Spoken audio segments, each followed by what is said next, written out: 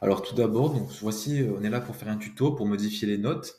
Donc tout d'abord, on clique tout simplement dans l'onglet notes, puis on peut voir ici qu'il y a déjà des notes existantes. Voilà, donc ça c'est celle que j'ai créée et que d'autres profs ont déjà créée.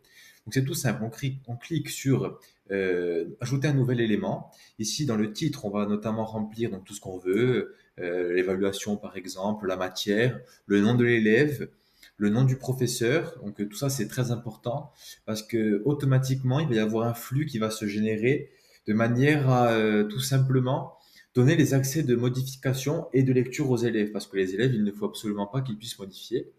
Voilà, donc une fois ça de fait, on peut même à la fin rajouter, si on veut, une pièce jointe. Par exemple, si on a la copie en dématérialisé, on peut la mettre pour que l'élève puisse la voir.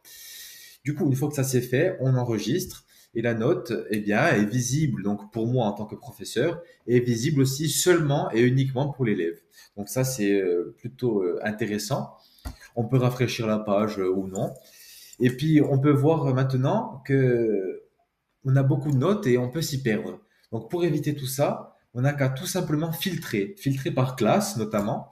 Donc pour ça c'est simple, il suffit de cliquer sur le petit icône. Ici, on filtre en fonction de nos préférences, tout simplement. Et si je veux les GE1, tous les GE1 seront affichés. Et grâce à cela, ben, je peux tout simplement avoir une vision bien plus claire de mon interface et je vais pouvoir travailler dans de meilleures conditions. Donc voilà, là je vous montre donc les différentes choses possibles. Voilà, donc ici je vous montre sur un autre groupe. Dès que je valide, il y a l'autre groupe qui apparaît. Les autres disparaissent à la vue, mais sont encore enregistrés dans la base de données. Puis une fois ça, voilà, on n'a qu'à quitter pour enlever tous les filtres existants. Maintenant, je vais vous montrer du coup comment supprimer une note qui existe déjà. Donc voilà, pour cela, c'est pas compliqué du tout, hein.